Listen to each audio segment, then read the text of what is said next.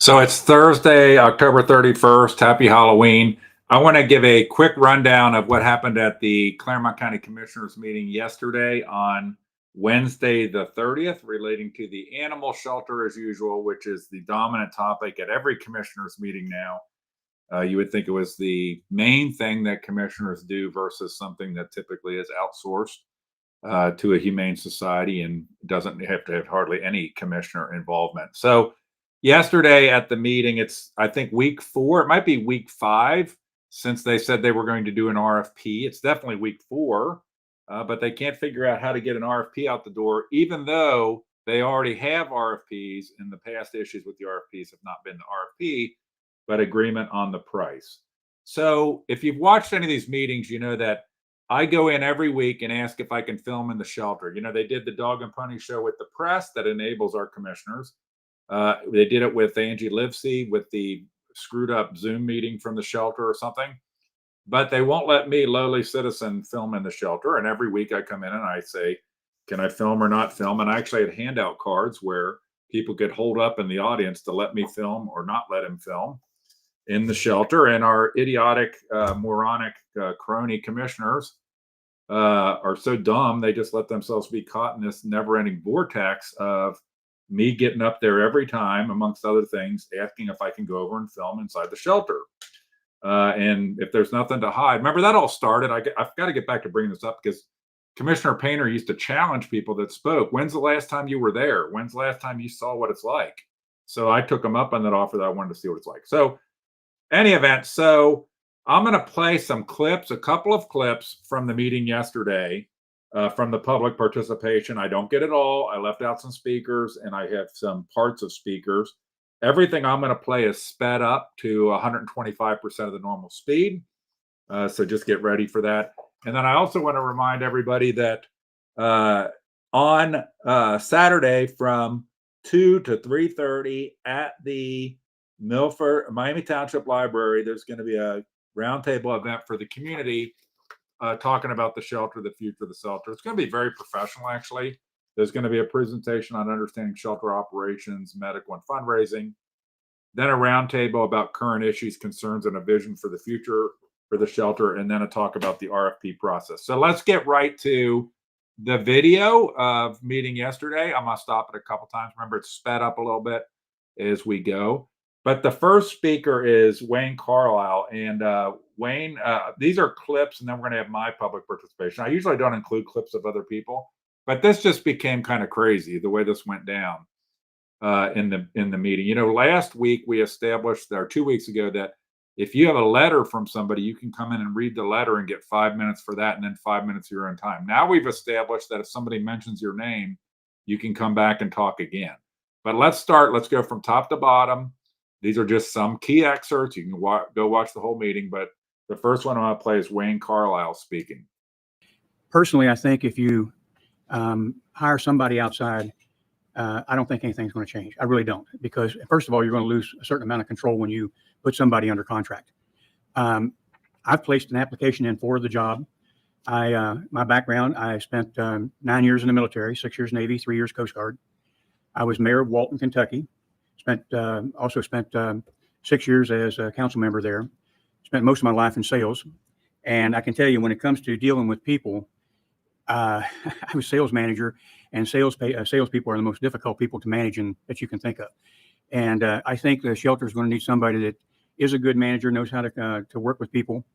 And you're going to need somebody that knows how to get animals to trust you. And if animals don't trust you, you're not going to be able to work with them. I've got 2 foster dogs. I've got 2 foster cats. I've got a couple of little cats that run the neighborhood, one here and one in Florida, that have taken up with me, and nobody else can even get close to them. And I just showed a lady here a picture of the one that where I live at that is sitting on my lap. So Wayne went on in that presentation. Basically, I think Wayne wants a job running the shelter, and I get that he loves animals. Wayne's a nice guy. I like Wayne. But the reality is the only thing that's going to fix the shelter is get it back to humane society control, and everything else is just going to continue to be a disaster. He went in to talk about it. You don't need experience, all this kind of stuff. You do. And he's going to talk again because he's going to invent we're going to invent the new thing that you can talk again a second time in certain situations. But, I appreciate what he said. Debbie, his sidekick, is a great person, but this is not the answer. And we can't turn public participation into somebody looking for a job. But let's keep going. And the next presenter is Diana. So Diana talks a lot in the meetings, has talked multiple times in the meetings. And she's upset to start with that I had told Claire Corcoran to shove it last week. So you're going to hear that. Then I'm going to play a clip from last week. So let's go. I am sorry that you were spoke to like you were spoke to the last meeting. I'm sorry to have witnessed that, because we pay as a community, as a country, as a county, a ton of money for anti-bullying campaigns. And that, in my opinion, is not the way to conduct yourself in these meetings. We have kids committing suicide over being bullied. And thank goodness that you're a little thicker skinned than that and you're here fighting the fight today. The gentleman that did that, his techniques are different than mine. I recognize that. However, I know he and I are on the ultra conservative side. Actually, I moved left so far from center that I am the radical conservative. Anyhow, I just wanted to say that. Okay, so let's pause there. So before I keep playing, so she's upset about bullying. I'm gonna play. Tell you what, I'm not gonna say too much. That somehow it's bullying because of what I said to Claire Corcoran. We're gonna hear what I said to Claire Corcoran, and then why don't we do that, and then we'll take it from there. And yeah, why don't we just do that? Here we go. Love, Miss Corcoran, that you're like Nikki Potts should be here. You realize people have to work. By the way, this was from last week, the 23rd, and this was. Let me bump it back here a little bit. This was from the 23rd that I spoke, and in where she's upset, that Diana's upset because of what I said to Claire Corcoran. But let me play it from the top. Here's what I said to Claire Corcoran. Just wanted to say that. And I love, Miss Corcoran, that you're like Nikki Potts should be here. You realize people have to work. This is 10 o'clock on a work day. So to sit there and arrogantly say she needs to be here, go shove it. Shove it. Shove it. You want to say that again to me? Yeah, shove it. That's really nice, Mr. Hicks. Okay, Very I'm nice. telling you, when you criticize a taxpayer, none of you have the right to criticize a taxpayer. They're the ones working right now for the money for you to waste on the shelter with things that aren't going to solve the problem. So that's what she was upset about. And, one of the things, I'm a big believer in the First Amendment. And this notion, today we got, frankly, this is dumb that people act like people exercising First Amendment rights that somehow there's a bullying part of the Constitution and that's somehow bullying. I got news for you. If a politician can't handle a citizen telling them to shove it, then they should seek another profession. So bullying, I just heard somebody talk about bullying, and bullying is when there's an inequality of power. In a meeting like that, they have all the power. They control who can talk. They control how long they can talk, and they can have you arrested. And I think in that exchange, Claire Corcoran wanted to have David Painter intervene to have me removed from the meeting or arrested for telling her to shove it.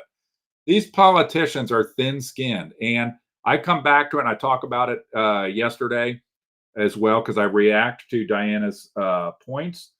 But all of us, I don't know Diana really. Seems like a nice woman, but I don't know how it is that you say you're ultra conservative and you're outraged by somebody telling a politician to shove it. You must be part of a different conservative movement that I am part of in the mix. So from then on in the meeting should be my talking at public participation. I want to clear a few things up from some things that were said before. I'm the one that told Claire Corcoran to shove it. And here's my view. Not enough citizens tell politicians to shove it. I am proud to have told her to shove it because she challenged the integrity of Ms. Potts for not being here when a lot of us have to work during these meetings. And for a politician to sit up there and critique a citizen for not taking off work to come to a government meeting is asinine. And I have no regrets. And I'm telling you, you said you're conservative. I love you. I'm going to tell you I love you. But if you're conservative and you don't have the view that politicians need to be told more and more to shove it in our country, then you're not a real conservative. Okay. All right. So I want to stop there because I 100% believe that. Okay. Politicians we are not like this with politicians. We are not like this with politicians. Politicians think themselves as here and us here. They want to kiss our babies. They want us to vote for them, but they hate us. They treat us like dirt. They won't have interactions with us like regular people. They need to be told to shove it. That's why I'm a Trump supporter. Trump is telling the whole establishment to shove it. And when we act like we need not to be vocal about this, the problem isn't Chris Hicks telling Claire Corcoran to shove it. The problem is that Claire Corcoran and these other politicians in Clermont County, they've never used to be facing criticism. You can see in these commissioner meetings, and not just me, everybody coming in to bitch about the animal shelter, our commissioners are green as they can be at dealing with public criticism. So that's why they keep digging this hole that's a never-ending, ever deeper hole that they are digging right into the shelter, because they don't know how to productively react to criticism coming from the citizens. So let's just keep going listening to me. And I also appreciate the reference. I trust you probably saw the video of Mr. Vogel and the 911 call because of me. Okay, because these people would never release it. The government that says they serve us would never want us to see it. They have to make a citizen jump through hoops to get the material so that it can be distributed. So Diana had made reference in her full comments about Roger Vogel's arrest, which has now been dropped, which was very predictable we dropped, but it's still a chilling and intimidation factor on the volunteer community at the shelter. But she had mentioned that the video of him getting the incident and the 911 call, which is stuff I put out on my Facebook page. And, so it's like we want a gentler, nicer relationship with the politicians, but you got to beat them around the head to get things released so the public can see that what was happening to Roger Vogel was complete bullshit. Okay. And now the charges against him are dropped. But I just want to say these things, that happens a lot. I would have predicted that. It's still a chilling effect on the volunteer community. It's a chilling effect on the citizen community. Claire Corcoran, when I told her to shove it, and she's looking at Painter like, get the deputy to throw him out of here. It's a chilling effect. And the politicians love to have chilling effects on what we do and say as citizens. I want to get to the key things. First off, and Nikki, I'd like you to be there. I'd like you to be there too if you can. There's going to be an event November 1st, Miami Township Library, a roundtable. I think we've got some good stuff. And Wayne, I appreciate you want a job, but I didn't hear a lot of shelter running experience in your resume you gave. And this is going to have a shelter operator talking about what's really involved with shelter operations from an operation on a medical standpoint. It's going to have a roundtable with a lot of the activists and volunteers there. And I have invited somebody from the county to be there. Angie could be there to talk about how the RFP process is going to work for a shelter operator. Will you guys commit to somebody from the county being there to cover the topic? What's the county RFP process going to be? We're not here to answer questions. They want your vote, folks. They love you. Okay, remember what Dan Bongino says. You're very important. You might not like this to realize that all politicians really deep down hate you. Okay. So now I want to put that front and center. So I just asked, can somebody from the county be there at this event to talk about how the RFP process is going to work? Nope, can't do that. Can't do that, okay? Because these guys are the bullies, okay? These guys keep putting themselves here. They like to sit up behind that big table there. They can't talk to us like regular people back and forth because they don't have the gravitas to do that. So, I welcome them saying whatever they want, but what they want to do is hide out. They don't want to have to address us in public. And why would they say 4 meetings ago they're going to put out for an RFP? There's no RFP out. And I keep pointing out again and again, they already had an RFP. And the issue with the RFP was not the RFP, it was agreement on the price. So I'm going to hand these down. And those are for, and while we're doing it right after that, they have their names on. You got to love me giving them copies of their own RFP. So you just pass it on. And then I have one of these for each of you. So you can take that and hand it down. Each person can take one there. Cards. But that RFP, that's the 2020 RFP. We had 4 meetings. It's funny, before an election, we're going to get an RFP out on a shelter operator, but we can't figure out how to do it, even though we've had RFPs, and the issue wasn't the RFP, the issue was agreeing on the price. Politicians. I'm a conservative Republican, a real one. We need to quit having mediocre people in office in Clermont County that claim to be Republicans. Ain't that the truth? This is not the way. Could you imagine a spouse treating you this way? Why don't politicians treat us like humans? If they really cared, it wouldn't take more than a month to get an RFP out the door when they already have an RFP for this. Now, the last thing, I gave you the handout cards. Because, it's kind of a running joke, and it tells you kind of how dumb politicians are, that I can come up here week after week. Can I film? And then they don't let me film. And it just makes them look stupid, right? Okay. Why would you do that? It just tells you the mediocrity of the political class. Anybody by now would say, let them film, like get it off the plate, because they know I'm going to keep coming back again and again. But they're too dumb. They're too arrogant. They feel too protected. That's the political class from county level all the way up to the federal government. And I'm sorry if you don't like it, but the political class is separated from us. And that's why they need to shove it a lot. Okay. So I've given out these cards. Got 52 seconds left. I'd like to see cards. You guys, can you hold up the cards too? Either put up in the air, let him film today at the shelter, or do not let him film today at the shelter. I realize government employees can't do this because they get fired. Okay. So let's see. Can any of our elected leaders that won our votes on Tuesday hold up their cards? Let him film or not let him film? By the way, I want to appreciate that the camera guy actually switched the camera to show them. And so look you can see the people on the left in the audience there holding up the cards. Not one of our elected officials would hold up a card, nor any of the staff, because they'll get fired if they hold up a card. So not one of our elected officials will hold up a card. If they don't have they can't hold up a card, then I am not able to mark them on a ballot. If they can't hold up a card just to make a binary, let them or don't let them film. Okay. If they can't do that, they don't deserve to be in office. And that's how bad the political class is.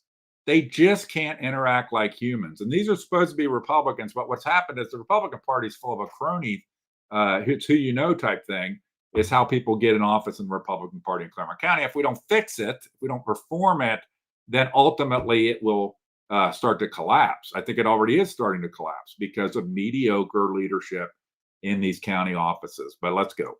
The audience. Everybody in the audience, it's kind of like a Trump thing. Will the camera guy show the audience right now in the video? No, he won't show the audience right now. Okay. But would one of you hold up your cards? Let's just pause here. Just hold let's see if we can hold our hands up for another 10 seconds. Can one of you, one commissioner?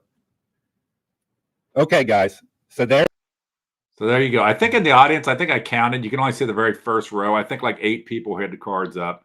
The guys down on the right, one of them, the veteran guys don't hold their cards up. The one guy works for the government, which is kind of a shame. Hey, veterans, hold up your effing cards, okay? You know, get a sack, okay, in this, and hold up your cards on whether you think I should be able to film in the shelter or not. The ones that keep showing over and over again. Save your cards. Save your cards. Bring them to the next meetings you come to. Thank you, guys. Okay, so what happened then it goes crazy, because since I had talked and I mentioned Wayne then demands that he can talk again, and they let him talk again. So he comes up and talks again.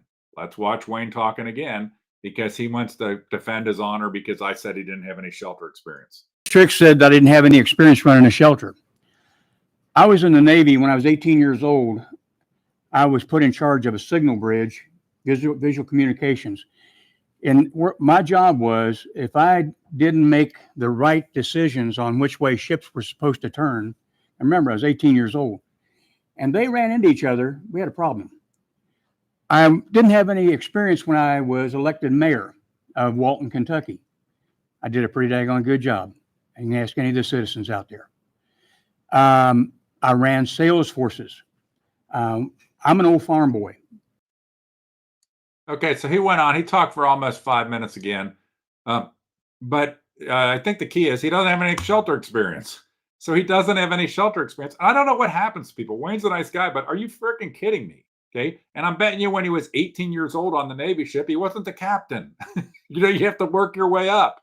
You have to work at one job, get to the next job, and just the audacity. What's funny is, now Wayne, don't take this personal, but it's kind of like this crony system that we have is, anybody in their right mind would say anybody running the shelter, inside, outside government, should be somebody that has impeccable credentials to run a shelter, not just some guy who was mayor of Walton, Kentucky, and thinks I was mayor of Walton, Kentucky, and I was in the Navy. You should let me run the shelter. That's how we get cronies. That we're not hiring based on merit when that's happening.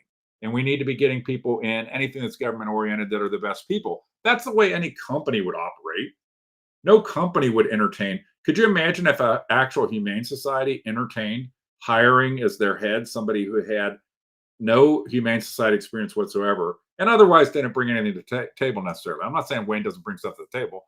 If Elon Musk came and said he wanted to run our shelter without having any shelter experience, I might let him do it, because he brings a whole other set of credentials with him, not just I was in the Navy and mayor of Walton, Kentucky. So that was Wayne talking. So of course, because we're going to set this new rule that you can talk again. Okay. So I'm like, hey, can I talk again? Let me talk again then. And so here's me talking again. Hey, Wayne, I'm sorry. I love you, man. But you don't have any shelter experience. If somebody wants to run a shelter, go start a humane society. That's what the state does everywhere. Humane societies run shelters. You obviously don't know a lot about fundraising because governments can't just raise money like a nonprofit can. But the point is, if anybody feels, if this starts to become a job interview up here, that people want the job, that's a vested interest. So I'm taking you at good faith, but the reality is, if you want to become a shelter operator, go work at a shelter. If I want to become a McDonald's manager, step one is work at a McDonald's. Okay. And then come back here and talk about it. Even better, get together with some other people and start a humane society, get them to get the bid out the door, and then reply on the bid. Okay. There's a reason why I'm still waiting for any county other than ours that has the government operating a shelter. These are supposed to be Republicans, and they've made the shelter a government function when nobody else does that. Because humane societies can raise money, they have nonprofits, they have arms for handling cats, all those things, Wayne. Thank you, guys. So that's it for the video. So Nikki Potts did tell me afterwards. It's funny, I've asked that question over and over again, that Adams County is a government-operated shelter, and I'm going to check that out. And then she told me that something on the order of 25% of shelters in Ohio are government-operated, so I'm going to start looking at them. I think a key DNA is when they're government operated. I've dug and I found one other one is that they don't run that well. So ours would be a good example of that. So that's kind of the net kind of what happened at the meeting. But the funny part about this is we've done nothing to get the shelter fixed. The shelter is still a train wreck. A shitload of times getting taken up in every commissioner meeting. It's just making the commissioners look dull. I mean, don't these guys have any wise counsel or advisors in their life saying, you just got to get out of this quagmire? It's like a Vietnam situation for you. Why would you want to be in this situation?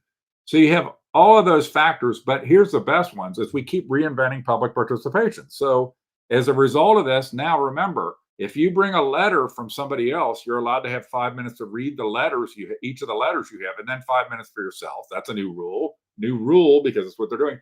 And if somebody mentions your name during public participation, then you get to talk again, or you get to talk. It's crazy. Even I wouldn't have done that, is let Wayne come back up and talk again, then let me come back up and talk again. It just shows you, it just further illustrates the lack of skills that our commissioners have in dealing with conflict, in dealing with critique, and in dealing with failure. I mean, the better part of valor is somebody that's a great person is the ability to admit, I'm fucked up. I'm stuck. I made a mistake. I got to get out of this and move on. And these commissioners cannot move on, and they just keep digging the hole deeper and deeper and deeper. Okay, so that's all that I had. And I want to, I'm going to put up here the thing on the event. Okay, so again, there is an event on November 2nd, 2 to 3:30 p.m. at the Miami Township Library branch, which is at 5920 Buckwheat Road. It's going to be a good agenda. I have not heavily promoted this at all. So please tell your friends if you care about the animals, if you care about efficient government, if you care about reducing cost in government, is come to this event. You'll learn about what it actually takes to run a shelter and what are some of the key success factors. Learn about some of the current issues of some of the activists and volunteers that you know and love. And then at least maybe somebody will show up from the county. I still would welcome somebody to show up from the county to talk about exactly how their RFP process is going to work, since they say they are doing an RFP process. So that's where we're at with the animal shelter. And I appreciate you taking the time to tune in here and learn about it and get the update. And there is no commissioner meeting next week. So it's going to be at least 6 weeks since they said they were going to do an RFP till they get it out the door, even if they do it the week after that. But then it's going to be after the election. And you know how politicians are. We have got to keep on them. And we also need to keep our wits about us, that the only thing that is going to get this shelter straightened out is it moves to a humane society control, and then deals with the number one issue that caused two humane societies to fail in the past. Wasn't them, it was underfunding. Funded properly and a humane society control. And it shouldn't be a problem now since the county's now dedicating, I think, over 2.5 times the amount of money, taxpayer money, is going to the shelter now than it did when last operated by a humane society or private operator. So come on to November 2nd, and let's all hope that this can get fixed. And let's all hope, and after this, by the way, after the shelter thing gets fixed, let's be optimistic. I think everybody needs to be keyed on is this shelter situation is not an outlier. We have a tremendous amount of this kind of goofball inefficiency, waste of resources happening in our county government all the time. And this one has just become more front and center because of the bad decisions of the commissioners to make it a private government run. And also because people care about the animals. So people watch it. Nobody's watching the road construction. Nobody's watching the same way, this kind of thing. Thank you for tuning in. Have a great trick or treat